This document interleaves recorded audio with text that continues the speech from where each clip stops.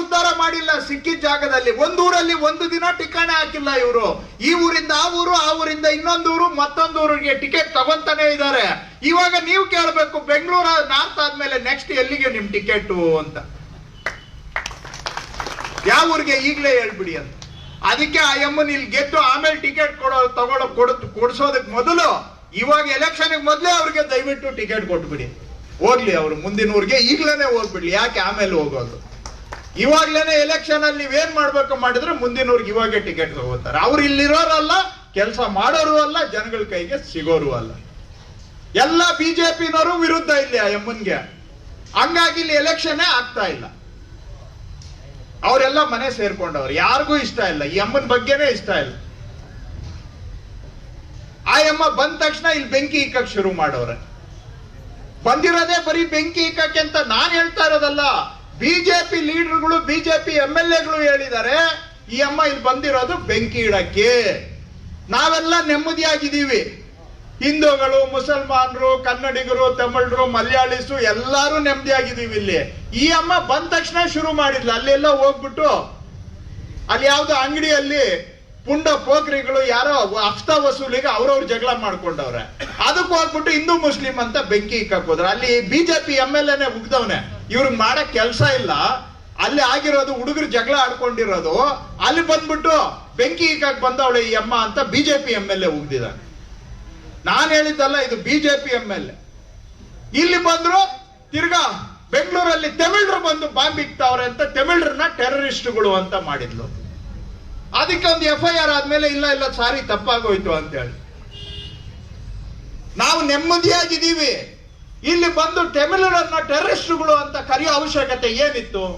ಅಲ್ಲಿಗೆ ಈ ಅಮ್ಮನ ಉದ್ದೇಶ ಏನು? ನೆಮ್ಮದಿಯಾಗಿರೋ ನಾವೆಲ್ಲರ ಮಧ್ಯೆ ತಂದು ಬೆಂಕಿ ಇಕ್ಕೋತಾನೆ ಉದ್ದೇಶ. ಇನ್ನೇನಕ್ಕೆ? ಇಲ್ಲ ಅಂದ್ರೆ ಇಲ್ಲಿ ಬಂದು ಓಟ್ಗಳಿಗೋಸ್ಕರ, ಬೇರೆ ಇನ್ನೇನು ಅಲ್ಲ. ಇಲ್ಲಿ ನಾವು ಕನ್ನಡಿಗರಿದ್ದೇವೆ, ತಮಿಳರಿದ್ದೇವೆ, ತೆಲುಗುವರಿದ್ದೇವೆ, ಮಲಯಾಳಿಸ್ ಇದ್ದೇವೆ, ಉತ್ತರ ಭಾರತದವರಿದ್ದಾರೆ, ಎಲ್ಲಾ ರಾಜ್ಯದವರು ನೆಮ್ಮದಿಯಾಗಿ ಜೊತೆಗೆ ಬದುಕ್ತಾ ಇದೀವಿ. ಹೌದಾ ಇಲ್ವಾ? ಈ ಅಮ್ಮ ಬಂದಿರೋದೇನಂದ್ರೆ ನಮ್ಮನ್ನೆಲ್ಲ ಭಾಗ ಇಕ್ಕಕ್ಕೆ ತಮಿಳರನ್ನ ಟೆರರಿಸ್ಟು ಅಂತ ಕರೆದು. ಟೆರರಿಸ್ಟೇ ಟೆರರಿಸ್ಟ್ಗೆ ಯಾವ ಭಾಷೆ ಇಲ್ಲ, ಧರ್ಮ ಇಲ್ಲ. ಅವರು ಬರೀ ಅಮಾನವೀಯ ಜನಗಳು. ಅವರು ಮನುಷ್ಯರೇ ಅಲ್ಲ, ಅವರು ಪ್ರಾಣಿಗಳು, ಮೃಗಗಳಿಗಿಂತ ವರಿಷ್ಠವರು. ಅಂತದ್ನ ತಗೊಂಡ್ ಬಂದ್ಬಿಟ್ಟು ತಮಿಳರು ಟೆರರಿಸ್ಟ್ಗಳು ಅಂತ ಕರೆದ್ರೆ ಏನಕ್ಕೆ? ಇಲ್ಲಿ ಜನಕ್ಕೆ ಬೆಂಕಿ ಇಡಕ್ ತಾನೇ ಬಂದಿರೋದು, ಉದ್ಧಾರ ಮಾಡಕ್ ಬಂದಿದಾರ ಇವರು? ಬರಕ್ಕಿಲ್ಲ, ಆವಾಗೆ ಶುರು. ಇದು ಇವತ್ತು ನಡೀತಾ ಇರೋದು ಇವ್ರ ರಾಜಕೀಯ. ಇವ್ರಿಗೆ ಬಿಜೆಪಿನವ್ರಿಗೆ ಇಲ್ಲಿ ಯಾರು ಸಿಗ್ಲಿಲ್ವಾ? ಯಾರು ಇಲ್ಲ ಅಂದ್ರೆ ನಮ್ ಕ್ಷೇತ್ರದಲ್ಲಿ 3 ಬಾರಿ ನನ್ ಮೇಲೆ ನಿಂತು ಎ ರವಿ ಸೋತಿದ್ರು. ಹೌದಾ ಇಲ್ವಾ? ಎ ರವಿಗೆ ಕೊಡ್ಬೋದಾಗಿತ್ತಲ್ಲ ಲೋಕಲ್. ಹೌದಾ ಇಲ್ವಾ?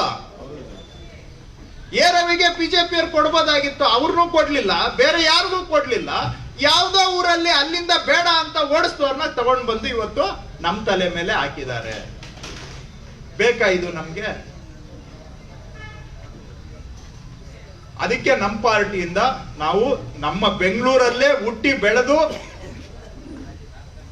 ಅಮೆರಿಕಾಗ್ ಹೋಗಿ ಅಲ್ಲಿ PhD ಮಾಡಿ ನಾವು ದೇಶದಲ್ಲೇ ಕೆಲಸ ಮಾಡಬೇಕು ಅಂತ ವಾಪಸ್ ಬಂದು ಇಡೀ ದೇಶದಲ್ಲಿ ಟಾಪ್ ಸಂಸ್ಥೆ Indian institute of management IIM ಅಂತಾರೆ ಬೆಂಗಳೂರಲ್ಲಿ, ಅದರಲ್ಲಿ ಪ್ರೊಫೆಸರ್ ಆಗಿ ಕೆಲಸ ಮಾಡಿ 25 ವರ್ಷದಿಂದ ಕಾಂಗ್ರೆಸ್ ಪಾರ್ಟಿ ಕಾರ್ಯಕರ್ತರಾಗಿ ದುಡಿದಿರೋ ರಾಜೀವ್ ಗೌಡ್ರು ನಮ್ಮ ಬೆಂಗಳೂರವ್ರಿಗೆ ನಾವು ಕ್ಯಾಂಡಿಡೇಟ್ ಮಾಡಿದ್ವಿ. ಅವರು ಬೆಂಗಳೂರಿನವರು. ಬೆಂಗಳೂರಲ್ಲಿ ಎಲ್ಲ ಪ್ರೊಫೆಷನಲ್ಸ್ ಇರೋ ಜನ. ಹೌದಾ ಇಲ್ವಾ? ಇವತ್ತು ಹೈಯೆಸ್ಟ್ ಇನ್ಕಮ್ ಟ್ಯಾಕ್ಸ್ ಕಟ್ತಾ ಇರೋದು ದೇಶದಲ್ಲಿ ನಮ್ಮ ಬೆಂಗಳೂರಲ್ಲಿರೋ ಪ್ರೊಫೆಷನಲ್ಸ್. ಅಂತವರೆಗೂ ಒಂದು ಅವಕಾಶ ಕೊಡಬೇಕು ಅಂತ ಇವತ್ತು ರಾಜೀವ್ ಗೌಡ್ರನ್ನ ನಾವು ಕ್ಯಾಂಡಿಡೇಟ್ ಮಾಡಿದ್ದೇವೆ. ಬ್ಯಾಂಗ್ಳೂರ್ ಸೆಂಟ್ರಲ್ ಅಲ್ಲಿ ಹೊಸ ಯುವಕ ಮನ್ಸೂರ್ ಅಲಿ ಖಾನ್ ಅಂತ ಅವ್ರನ್ನ ಕ್ಯಾಂಡಿಡೇಟ್ ಮಾಡಿದ್ದೇವೆ. ಬ್ಯಾಂಗ್ಳೂರ್ ಸೌತ್ ಅಲ್ಲಿ ಒಂದು ಯೂತ್ ಲೇಡಿ ಸೌಮ್ಯ ರೆಡ್ಡಿ. ಎಲ್ಲ 3 ಕೂಡ ಬೆಂಗಳೂರಲ್ಲಿ ಎಲ್ಲ ಹೊಸ ಮುಖಗಳು. ಇವತ್ತು ಬೆಂಗಳೂರಿನ ಜನ ಏನಿದ್ದಾರೆ ಆ ಜನಗಳಲ್ಲೇ ಒಬ್ರು ಆಗುವಂತವರನ್ನ ನಾವು ಕ್ಯಾಂಡಿಡೇಟ್ಗಳು ಮಾಡಿದ್ದೇವೆ. ನಾವು ಎಲ್ಲಿಂದನೋ ಮಂಗಳೂರಿಂದ, ಚಿಕ್ಕಮಂಗ್ಳೂರಿಂದ, ಅಲ್ಲಿಂದ ಇಲ್ಲಿಂದ ಊರಿಂದ ಊರಿಗೆ ಟೂರಿಂಗ್ ಟ್ಯಾಕೆಸ್ ನ ಕರ್ಕೊಂಡು ಬಂದು ನಿಮ್ ಮುಂದೆ ಹಾಕಿಲ್ಲ. ಬೆಂಗಳೂರಲ್ಲಿ ಹುಟ್ಟಿ ಬೆಳೆದು ಇಲ್ಲೇ ಕೆಲಸ ಮಾಡ್ತಾ ಇರೋರ್ನ ನಿಮ್ಗೆ ಕ್ಯಾಂಡಿಡೇಟ್ ಆಗಿ ಕಾಂಗ್ರೆಸ್ ಪಾರ್ಟಿ ಕೊಟ್ಟಿದೆ. ವಿದ್ಯಾವಂತರು ಇದ್ದಾರೆ, ಹೈಲಿ ಕ್ವಾಲಿಫೈಡ್ ಇದ್ದಾರೆ, ಒಂದು ಬಾರಿ MP ಆಗಿ ಕೆಲಸ ಮಾಡಿದ್ದಾರೆ ರಾಜ್ಯಸಭಾದಲ್ಲಿ. ನಮ್ ಬೆಂಗಳೂರಿನ ಸಮಸ್ಯೆ ಏನು ಅನ್ನೋದು ಗೊತ್ತಿದೆ ಇವ್ರಿಗೆ. ಯಾವ್ದೋ ಊರಿಂದ ಇಲ್ಲಿಗೆ ಬರ್ತಾರೆ, ಇವತ್ ನಾಳೆ ಅಲ್ಲಿಗೆ ಹೋಗ್ತಾರೆ, ಅಲ್ಲಿಂದ ಇನ್ನೊಂದ್ ಕಡೆಗೆ ಹೋಗ್ತಾರೆ. ಇಲ್ಲಿ ಬಂದ್ರೆ ಪಾಪು ಅಂತಾರೆ, ಟೆರರಿಸ್ಟು, ತಮಿಳರು, ಅದು ಇದು ಎಲ್ಲ ಹಿಂಗೆ ಬೆಂಕಿ ಕೋರ್ನ ಬಿಟ್ಬಿಟ್ಟು ಜನಗಳಿಗೆ ಕೆಲಸ ಮಾಡುವಂತ ಕ್ಯಾಂಡಿಡೇಟ್ ಅನ್ನ ಇವತ್ತು ಕಾಂಗ್ರೆಸ್ ಪಾರ್ಟಿ ಕೊಟ್ಟಿದೆ. ಅದು ನೀವು ಗಮನಿಸಬೇಕಾಗಿರೋದು. ಸೊ ಕೊನೆ ಪಾಯಿಂಟು, ನಮ್ಮ ಗ್ಯಾರಂಟಿಗಳು ಇವತ್ತು 5 ಗ್ಯಾರಂಟಿಗಳು ನಾವು ಕೊಟ್ಟಿರೋದು ಕರ್ನಾಟಕದಲ್ಲಿ 5 ಕೋಟಿ ಜನಗಳಿಗೆ ತಲುಪಿದೆ. ಎಷ್ಟು? 5 ಕೋಟಿ ಜನಗಳಿಗೆ. ಯಾಕೆ ಕೊಟ್ಟಿದೀವಿ ಗ್ಯಾರಂಟಿ? ನಾನು ಆಗ್ಲೇ ಹೇಳಿದ್ನಲ್ಲ, ಅನ್ಎಂಪ್ಲಾಯ್ಮೆಂಟ್ ಪ್ರಾಬ್ಲಮ್, ಬೆಲೆ ಏರಿಕೆ ಪ್ರಾಬ್ಲಮ್, ದುಡಿದು ಎಲ್ಲ ದುಡ್ದಿದ್ದ ದುಡ್ಡೆಲ್ಲ ಟ್ಯಾಕ್ಸ್ಗಳಿಗೆ ಹೋಗೋ ಪ್ರಾಬ್ಲಮ್. ಇದಕ್ಕೆಲ್ಲ ಜನಕ್ಕೆ ಅನುಕೂಲ ಆಗಲಿ ಅಂತೇಳಿ ನಾವು ಗ್ಯಾರಂಟಿಗಳು ಕೊಟ್ಟಿರೋದು. ಸುಮ್ಮನೆ ಮನೆಯಲ್ಲಿ ಕುತ್ಕೊಳ್ಳಿ ಅಂತಲ್ಲ. ದುಡಿಯೋ ಜನ ಯಾರಿದ್ದಾರೆ, ಹಗಲು ರಾತ್ರಿ ಬೆವರು ಸುರಿಸಿ ದುಡಿತಾರೆ, ಆದ್ರೆ ದುಡ್ದಿದ್ದ ದುಡ್ಡು ಅವ್ರ ಹತ್ರ ಉಳಿತಾ ಇಲ್ಲ, ಎಲ್ಲ ಶ್ರೀಮಂತರಿಗೆ ಹೋಗ್ತಾ ಇದೆ, ಟ್ಯಾಕ್ಸ್ಗಳಿಗೆ ಹೋಗ್ತಾ ಇದೆ. ಅಂತ ಜನಕ್ಕೆ ಸಂಸಾರ ನಡೆಸೋದಕ್ಕೆ ತಿಂಗಳು ಸಹಾಯ ಆಗ್ಲಿ ಅಂತೇಳಿ ನಾವು ಗ್ಯಾರಂಟಿಗಳನ್ನ, ಪಂಚ ಗ್ಯಾರಂಟಿಗಳು, ನಿಮ್ಮ ಕೈಗೆ ಶಕ್ತಿ ತುಂಬೋದಕ್ಕೆ 5 ಗ್ಯಾರಂಟಿ ಕೊಟ್ಟಿರೋದು ನಾವು.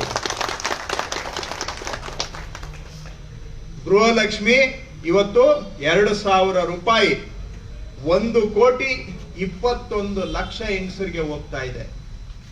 ಹೆಂಗಸರು ಅಂದ್ರೆ ಅವ್ರ ಕುಟುಂಬಕ್ಕೆ ಹೋಗ್ತಾ ಇದೆ. ಒಂದು ಕುಟುಂಬ ಅಂದ್ರೆ ಸಾಮಾನ್ಯವಾಗಿ 4 ಜನ ಇರ್ತಾರೆ. 1,20,00,000 ಹೆಂಗಸರು ಅಂದ್ರೆ ಹೆಚ್ಚು ಕಮ್ಮಿ ಹತ್ರ 5 ಕೋಟಿ ಜನಗಳಿಗೆ ಅದು ಸಿಗ್ತಾ ಇದೆ ಪರಿಹಾರ. ಈಗ ಸೆಂಟ್ರಲ್ ಅಲ್ಲಿ ಕಾಂಗ್ರೆಸ್ ಬಂದ್ರೆ 2,000 ಬದಲಿಗೆ 8,000 ರೂಪಾಯಿ ತಿಂಗಳಿಗೆ, ವರ್ಷಕ್ಕೆ 1,00,000 ರೂಪಾಯಿ ಕೊಡ್ತಾರೆ ಕಾಂಗ್ರೆಸ್ ಪಾರ್ಟಿ. ಸೆಂಟ್ರಲ್ ಅಲ್ಲಿ ಕಾಂಗ್ರೆಸ್ ಬಂದ್ರೆ. ಹಾಗೆ ನಿಮ್ ಮನೆ ಕರೆಂಟ್ ಬಿಲ್ಲು ಮನ್ನಾ ಮಾಡಿದೀವಿ 200 ರೂಪಾಯಿ, 800 ಯೂನಿಟ್ ವರೆಗೆ. ಎಷ್ಟು ಜನಕ್ಕೆ ಹೋಗ್ತಾ ಇದೆ? 1,51,00,000 ಮನೆಗಳಿಗೆ ಹೋಗ್ತಾ ಇದೆ. ಎಷ್ಟು? 1,51,00,000. ಒಂದ್ ಮನೆಗೆ 4 ಜನ ಅಂದ್ರೆ ಎಷ್ಟಾಯ್ತು? 6 ಕೋಟಿ ಜನ ಆಯ್ತು. 5 ಕೋಟಿ ಅಂತ ಇಟ್ಕೊಂಡ್ರು ಕೂಡ 5 ಕೋಟಿ ಜನಕ್ಕೆ ಅನುಕೂಲ ಸಿಗ್ತಾ ಇದೆ. 4,33,00,000 ಜನಗಳಿಗೆ ಅನ್ನಭಾಗ್ಯದಲ್ಲಿ ಪ್ರತಿ ತಿಂಗಳು 170 ರೂಪಾಯಿ ಅವರ ಅಕೌಂಟಿಗೆ ಹೋಗ್ತಾ ಇದೆ. ಹಾಗೆ ಬಸ್ಸುಗಳಲ್ಲಿ ಕೂಡ ಹೆಂಗಸರಿಗೆ ಏನ್ ನಾವು ಫ್ರೀ ಮಾಡಿದೀವಿ, 3 ಕೋಟಿ ಮಹಿಳೆಯರು ಟ್ರಾವೆಲ್ ಮಾಡಿದ್ದಾರೆ. ಎಷ್ಟು ಬಾರಿ ಟ್ರಾವೆಲ್ ಮಾಡಿದ್ದಾರೆ? ಒನ್ ಟ್ರಿಪ್ ಅಲ್ಲ, 170 ಕೋಟಿ ಟ್ರಿಪ್ ಮಾಡಿದ್ದಾರೆ 3 ಕೋಟಿ ಮಹಿಳೆಯರು. ಯುವ ನಿಧಿನೂ ಕೂಡ 1.5 ಲಕ್ಷ ಯೂತ್ಸ್ಗೆ ಕೊಡ್ತಾ ಇದ್ದೀವಿ, ಉದ್ಯೋಗ ಹುಡುಕೊಳ್ಳೋದಕ್ಕೆ ಸಹಾಯಧನ. ಎಂಪ್ಲಾಯ್ಮೆಂಟ್ ಅಸಿಸ್ಟೆನ್ಸ್ ಅಂತೇಳಿ ಅನ್ಎಂಪ್ಲಾಯ್ಡ್ ಯೂತ್ಗೆ ಇವಾಗ ತಿಂಗಳು ಕೊಡ್ತಾ ಇದೀವಿ. ಇದೆಲ್ಲ ಕೊಡೋದಕ್ಕೆ ಒಬ್ಬರೇನಾದ್ರೂ 1 ರೂಪಾಯಿ ಲಂಚ ಕೊಟ್ಟಿದ್ದೀರಾ ಯಾರ್ಗನ? ನಿಮ್ಗೆ ತಿಂಗಳಿಗೆ ಒಬ್ಬರಿಗೆ 3,000, 4,000, 5,000, 6,000, 7,000, 8,000 ವರೆಗೂ ಕೆಲವು ಫ್ಯಾಮಿಲಿಗೆ ಬರ್ತಾ ಇದೆ. ಯಾರಾದ್ರೂ ತಿಂಗಳಿಗೆ 1 ರೂಪಾಯಿ ಅದರಲ್ಲಿ ಕಮಿಷನ್ ಇದೆಯಾ? ಯಾರ ಮನೆ ಬಾಗಿಲಿಗಾದ್ರೂ ಹೋಗಿ ನಿಂತ್ಕೋಬೇಕಾ? ನೇರವಾಗಿ ನಿಮ್ಮ ಕೈಗೆ ಬರ್ತಾ ಇದೆ, ನೇರವಾಗಿ ನಿಮ್ಮ ಮನೆಗೆ ಬರ್ತಾ ಇದೆ.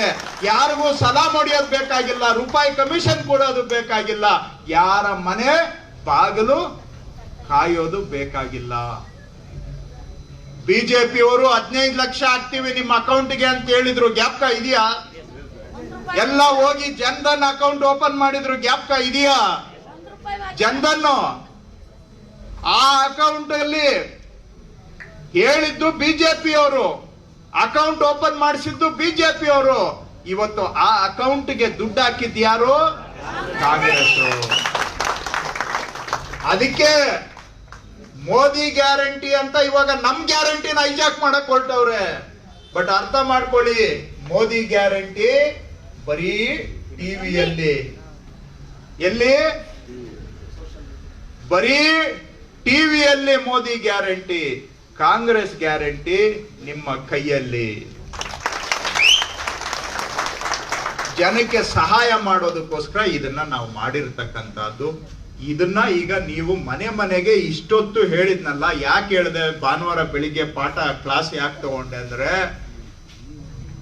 ಕ್ಲಾಸಿಂದ ಎದ್ದೋದ್ಮೇಲೆ ನೀವು ಹೋಗಿ ಆಟ ಆಡಿ ಅಂತಲ್ಲ. ಈ ಪಾಠ ಸ್ವಲ್ಪ ತಲೆ ಒಳಗೆ ಹಾಕೊಂಡು ಮನೆ ಮನೆಗೆ ಹೋಗಿ ನೀವು ಪಾಠ ಮಾಡ್ಬೇಕು. Home work